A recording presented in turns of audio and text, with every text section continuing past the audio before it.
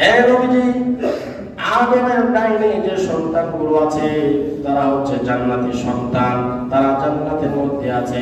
তাদের নাজ নিয়ামত দেখে আদম নবী হাসে।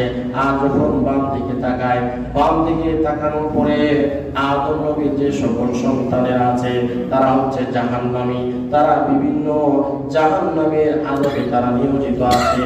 এই জন্য তিনি বামে তাকালে কাঁদেন। এই জন্য নবীজি হযরত আদম উনি বামে তাকালে কাঁদেন আর ডানে তাকালে হাসেন। সুবহানাল্লাহ।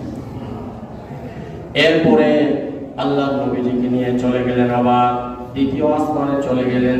দ্বিতীয় আসমানে যাওয়ার পরে আসমানের দরজার ফেরেশতা প্রশ্ন করলেন, প্রশ্নের জবাব দেওয়ার পরে দরজা খুলে গেলেন। দ্বিতীয় আসমান খুলে গেল। দ্বিতীয় আসমানের পরে হযরত ঈসা নবীর সাথে দেখা সাক্ষাৎ, ঈসা নবীর সাথে দেখা সাক্ষাৎ করে আবার 3 নম্বর আসমানে চলে গেল। 3 নম্বর আসমানের দরজা যখন নবীর পরিচয় দেওয়া দিয়ে দিছে, তখন 3 নম্বর আসমানের দরজা খুলে গেছে। 3 নম্বর আসমানে যাওয়ার পরে হযরত ইউসুফ নবীর সাথে সাক্ষাৎ। ইউসুফ নবীর সাথে যখন আমাদের নবীর সাক্ষাৎ হয়, আমাদের নবীজি বলেন, ওগো নবীজি আপনি কত সুন্দর।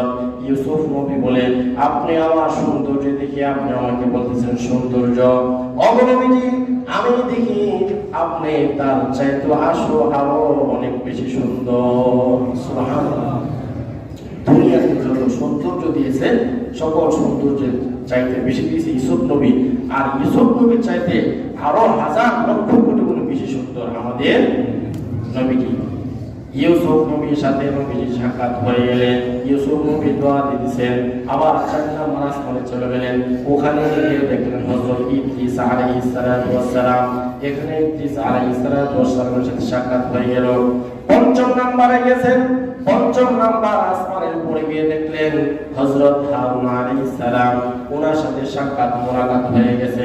যখন 6ষ্ঠ আসমানে গেলেন, 6ষ্ঠ আসমানে যাওয়ার পরে দেখেন হযরত মূসা আলাইহিস সালাতু ওয়াস সালাম। মূসার সাথে সাক্ষাৎ হয়ে গেল। যখন 7ম আসমানে চলে গেলেন, 7ম আসমানে যাওয়ার পরে দেখেন হযরত ইব্রাহিম আলাইহিস সালাতু ওয়াস সালাম। ওখানে কাবার বরাবর একটা বাইতুল মামুর মসজিদ আছে। ওই বাইতুল মামুর মধ্যে হযরত ইব্রাহিম আলাইহিস সালাতু ওয়াস সালাম দেলান দিয়ে বসে আছেন। আর দুনিয়া যত শিশু তার অবস্থায় বাচ্চা মারা গেছে, সকল শিশুদেরকে নিয়ে হযরত ইব্রাহিম আলাইহিস সালাম খেলা করে।